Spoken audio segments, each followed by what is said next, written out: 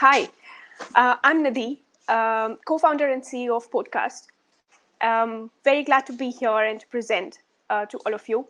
Podcast is a predictive analytics company based in Singapore, and we use machine learning and advanced data sets to predict the demand forecast and the ETAs of containers globally.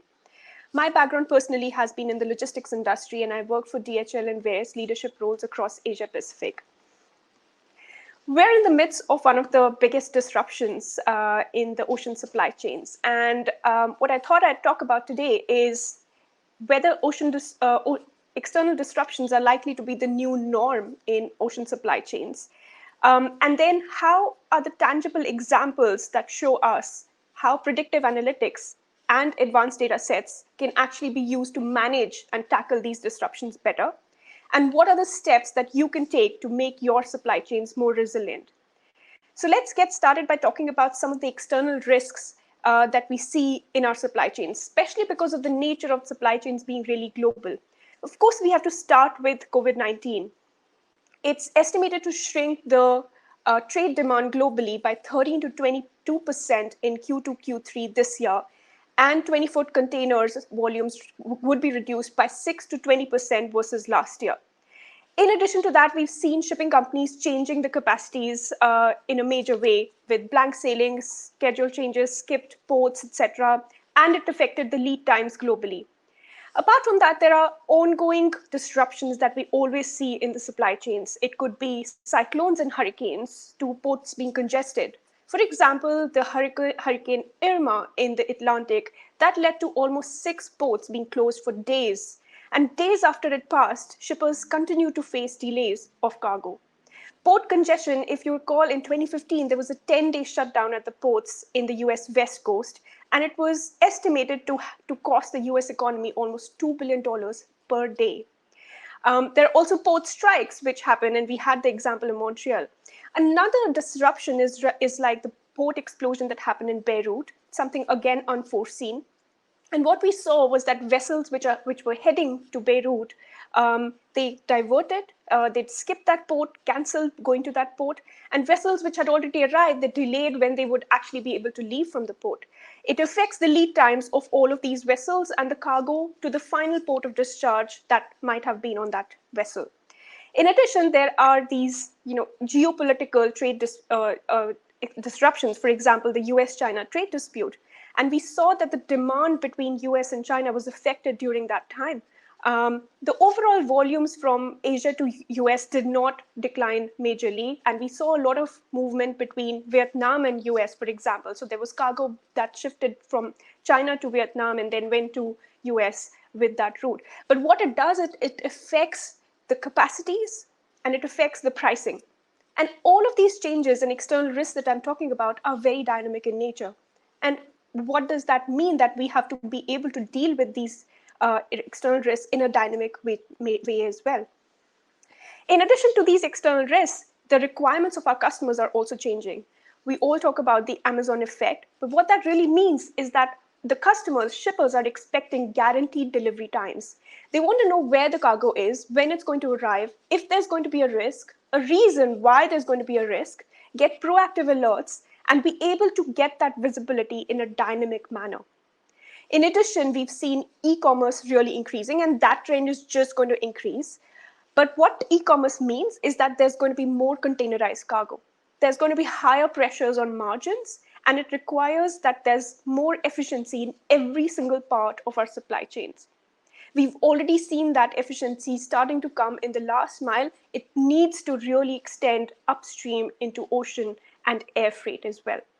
And we want to get traceability in every part of that supply chain. So only if we make the changes visible, we would be able to make the supply chain resilient. The third trend that we see is if you think about the new customers, these are millennials, the Gen Z, they're really used to tech adoption. They're using tech at home for every single thing that they're doing. And they expect that when they go to work, they're not dealing with legacy systems, archaic systems, Excel spreadsheets, follow-ups which are manual, but they're dealing with systems that can provide them visibility, and they can be, some of the leading technology that can be used in this space. The other characteristic, which is really interesting, is that this new customer type expects instantaneity. That means that they don't want to wait, that the pricing quotation takes a week or more. They don't want to call up someone or follow up to figure out whether the cargo is actually going to be delayed. So what that means is, for shipping, there needs to be digital adoption in every single part of the supply chain, from booking to pricing to traceability and tracking to performance metrics. And that's where the supply chains are heading. Yet, given that there are these risks and consumer patterns changing, only 21% of our supply chains are really resilient today. And this is based on a recent study from Gartner. Why is this happening?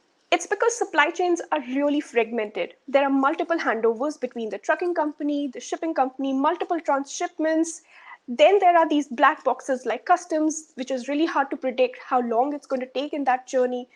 And on top of that, there are changes. Ships can constantly change routes. Shipping companies can constantly change schedules. And we already talked about these unforeseen events. This makes it really hard to predict what's going to happen in the supply chain and pivot faster. And resilience really depends on visibility and agility, be able to predict and then be able to pivot faster. What this means for every customer in this entire chain is that it leads to losses in terms of productivity due to a lot of firefighting, follow-ups with emails. We're still using spreadsheets in most of our work, calls, and it's the time that we spend. It leads to higher supply chain costs. So if you're talking about visibility, if you don't get that visibility in advance, you're talking about detention demurrage costs, additional safety stock that's built in, expedite air freight, and basically you're increasing inefficiency in the supply chain costs.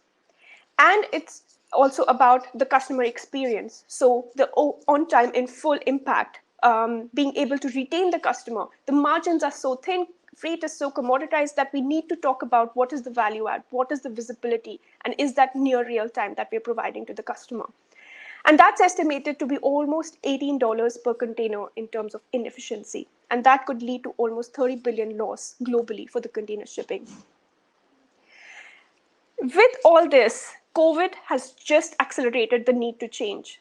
With work from home, technology adoption is just going to increase. There's many more companies who are talking about visibility as a must have and a given rather than a good to have now in the supply chains.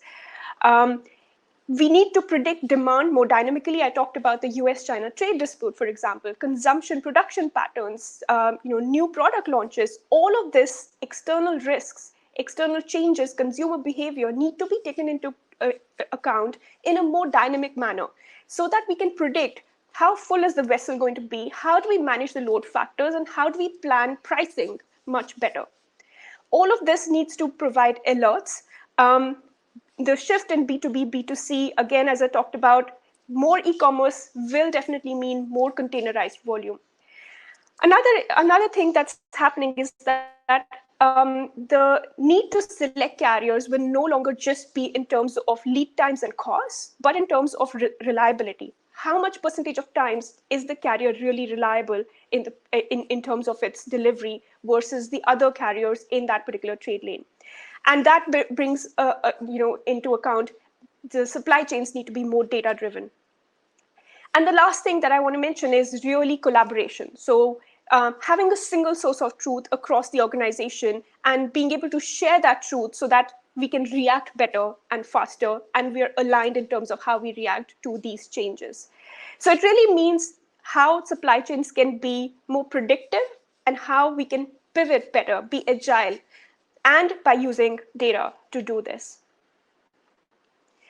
So the good thing is that there are already technologies and predictive AI as well as advanced data sets that can help achieve this. And what I want to talk about is 4 specific examples about how we've been working with customers in terms of managing some of the disruptions that I spoke about. So the first disruption I'm going to talk about is adverse weather conditions. Recently, there was a cyclone around the Panama Canal, and there's so many more oftentimes that happens. We saw vessels which were actually taking a detour because the cyclone was in the path of the vessel.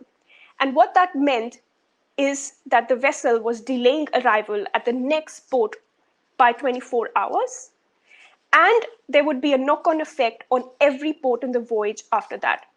However, the carrier was just displaying the original schedule, and there was no change in schedule from the carrier. This is information that we can already get from really granular data like wind speed, water current, wave height, cyclone's intensity, speed, direction, the path of the cyclone, and the metadata of the vessel and the AIS, the satellite information of the vessel. There is tons of information that machine learning can then use and be able to quantify what is the impact in terms of the ETA and the arrival times, not just to the next port, but every port in the voyage. And that, if provided early, in advance, 3 to 5 days in advance even, that gives the opportunity for the logistics company, for the shipper to really plan their supply chain better. So the prediction is how the ETA will change, not just for the next port, but every following port in the supply chain. And why is this happening? I think with technology adoption, it becomes really critical to start explaining the artificial intelligence, to get users to understand why the machine is thinking in a certain way. And if the reason for delay can be pinpointed to the cyclone, then it becomes really tangible and it becomes something that the user can really take actions upon. And what the actions would be is really pivoting in terms of how the downstream supply chain is managed, being able to give notification to the factory or to the customer that there's likely to be a delay, not having trucks waiting. It essentially means that we're saving not just time, but also costs and eventually CO2 emissions as well, by not having congestion at ports, not having ships which are waiting for too long, or not having trucks waiting for too long for the cargo to come in at the ports. So that's one tangible example in terms of how external disruptions can be used to quantify the impact on the supply chain. Another example, so we spoke about the port explosion in Beirut. This is again real example from data that we've seen. There were vessels which were planning to come to the Beirut port around or on the date of the explosion.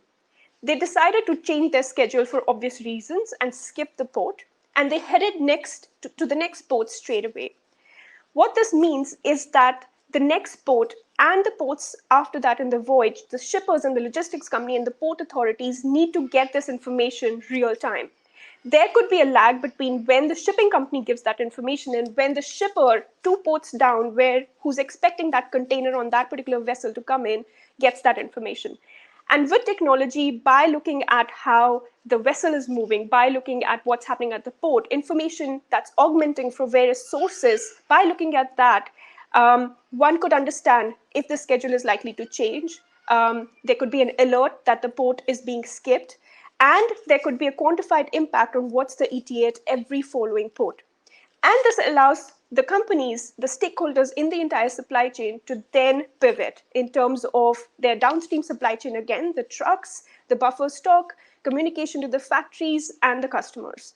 Again, it's about not just time savings, it's about real dollar values as well as CO2 emissions.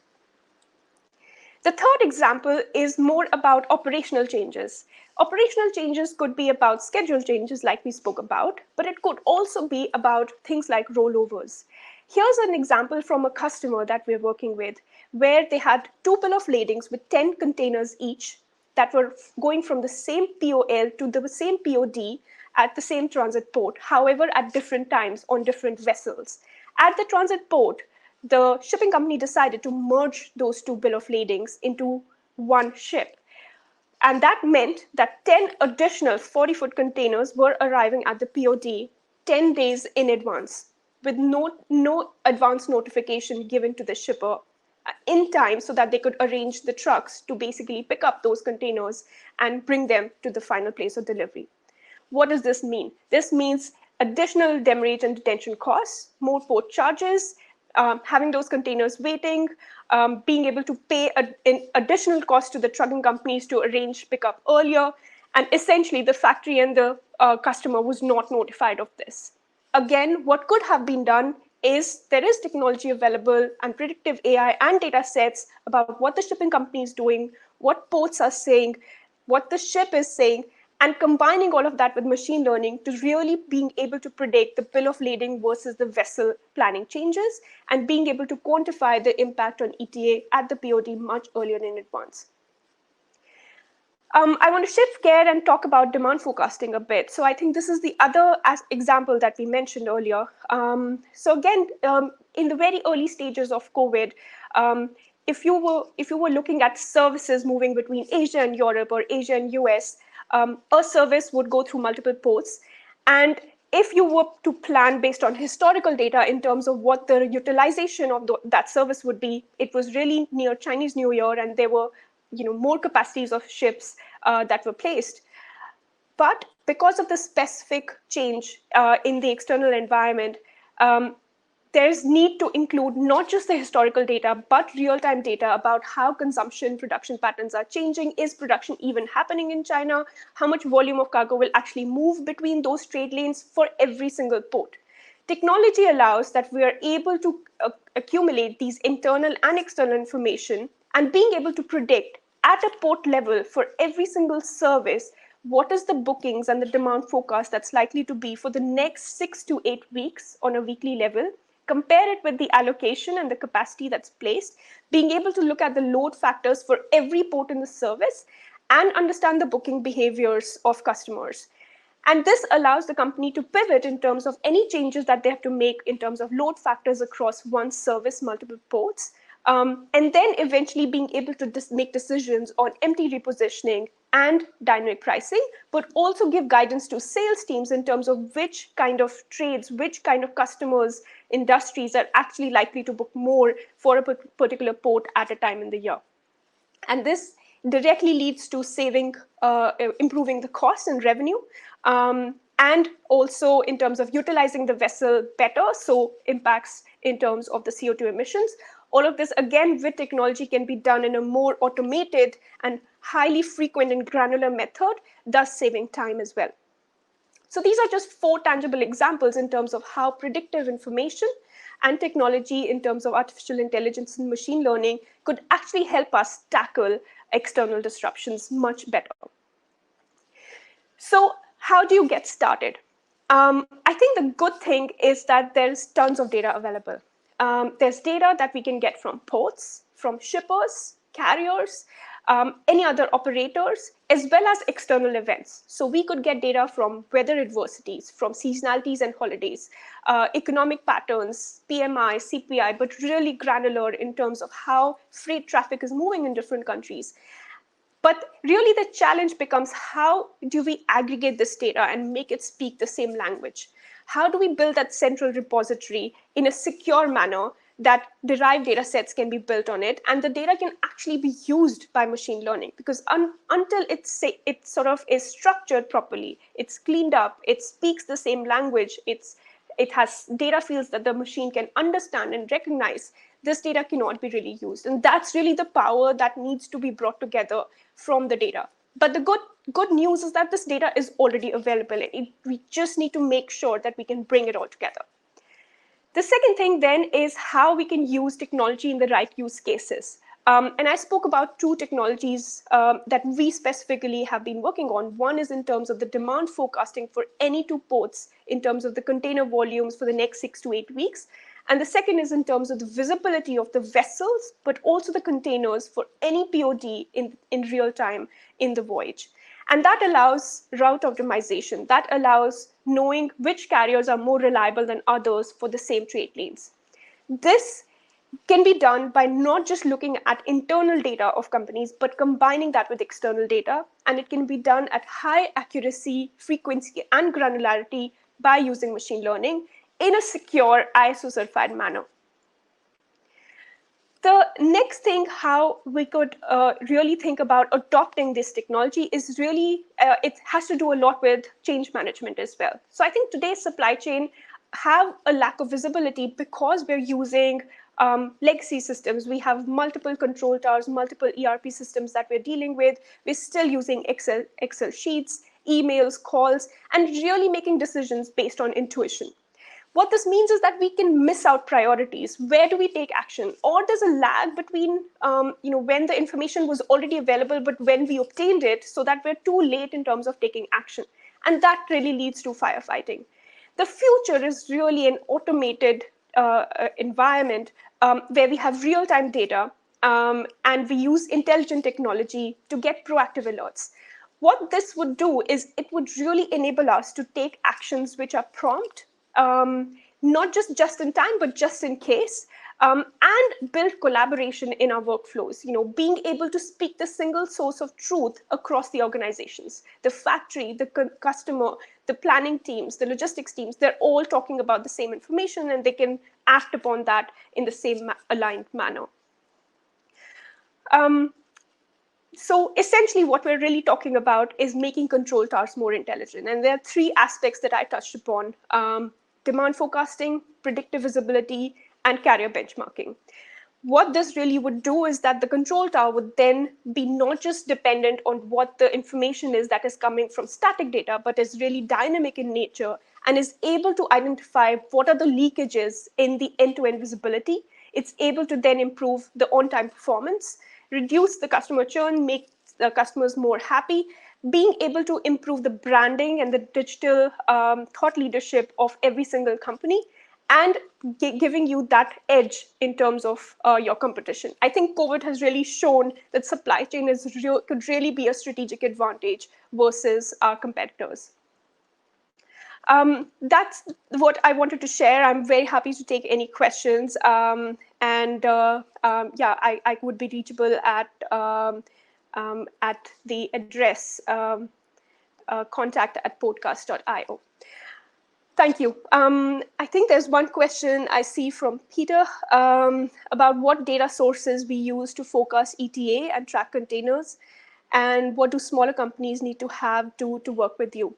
So in terms of the data sources, I think I touched upon that a little bit.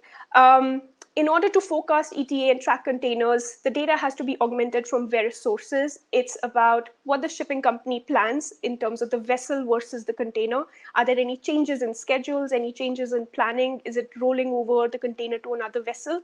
That's one set of information. There's information from ports. The ports have more granular and more accurate data in terms of the arrival, discharge, loading, etc. of the container. The third is the satellite data about how the vessel itself is moving, the speed, direction, which ports it's going to. And the fourth is really any risks that can happen in the environment, like I mentioned about weather disruption, ports congestion, the routes between any two ports, the stay times at any particular port, the waiting time at any particular port. And all of this data that I'm mentioning is at a really granular level, and it really needs to come together using machine learning. In terms of what smaller companies need to do, it's a subscription-based SaaS model, which makes it really easy to start working for any company with any volumes. And there's no minimum volume. There is no, nothing that you would need to do in terms of really sophisticated IT integration. It could be very simple to get started and integrate into your workflows. Another question I see here is if I could talk about the implications for sustainability. For example, quantifying the amount of CO2 emissions saved if something like this is adopted on a wide scale. Maybe I could talk about different kinds of areas where CO2 emissions and sustainability can be achieved. The first thing is that if the shipping company is able to predict that the ship is likely to be arriving earlier, they could slow steam. That is immense amount of fuel savings for the ship. And that can definitely be quantified. The second thing is in terms of congestion at the port. The more ships waiting at the port, the more is the fuel burn, the more is the congestion and the CO2 emissions. The third area is in terms of the trucks waiting at the port. And every single truck arriving early leads to CO2 emissions as well. So I think those are some of the areas that can be quantified. And then the fourth that I mentioned is the load factor. So in terms of the utilization of the ships, not having empty ships running globally, but really making the shipping industry more efficient. And that has huge CO2 emissions impact. So I wouldn't have a number, but I think these are some of the areas where the quantification could be done. Nick has a question in terms of, are shipping lines willing to share data, or do they still see data as their own confidential information that should be protected at any cost? Absolutely. I think there's always a discussion that we have with shipping companies in terms of their data being super confidential. I think we have to start taking guidance from the passenger airlines industry. 2 decades back, American Airlines started this concept of revenue management, and now most of the airlines in the world are actually outsourcing that to dedicated companies like Sabre or Amadeus. And these companies really take that data, predict the demand, predict the price that should be, and that's being used by all passenger airlines. So there's definitely value in the data. It's really gold what shipping companies have, but it becomes even more important and it becomes really usable when you really start combining it with external data and you have sophisticated technology and not just Excel sheets that you're basing it on. So we always have that discussion in terms of how sensitive it is, because it is, at the end of the day, still quite an opaque industry, but I think it's changing. And I think we've been able to see that traction with some of the, the top 5 leading companies. So what it requires is really having the right compliance processes. So as a company, we have an ISO certified technology stack, and we manage data really confidentially and in a compliant manner in order to sort of tick the boxes from a compliance perspective. But that definitely is something which is a change management thing as well within the company.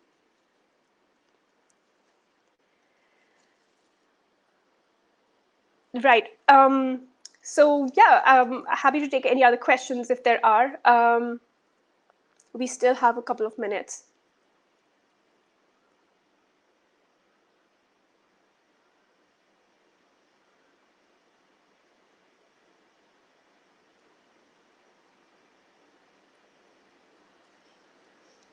Okay.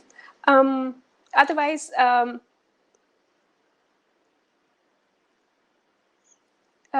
there's a question from Alexander. How do you evaluate the impact of such initiatives that, as Digital Container Shipping Association, on your business? Would standardized data improve the overall performance of the sector? So initiatives like, the I think you're referring to, is it that you're referring to standardization of data? If that's what you're referring to, then I think it's absolutely critical in this industry.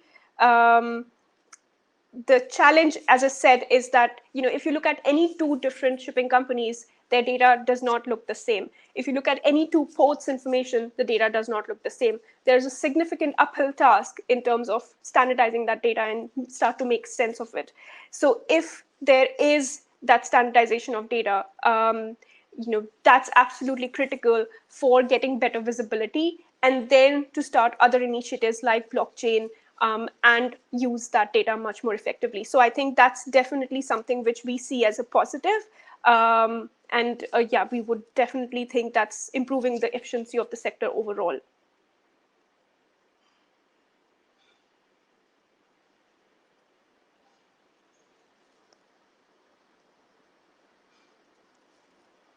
Yep, I hope that answered the question. Yeah, thanks, Florian. I just wanted to share, so we have a shipping tracker and we have a newsletter, so I welcome you all to sign up for it. We share some of the insights of data that we get on a monthly basis. Thank you very much for this opportunity, and I'd be glad to be in touch if this is of use.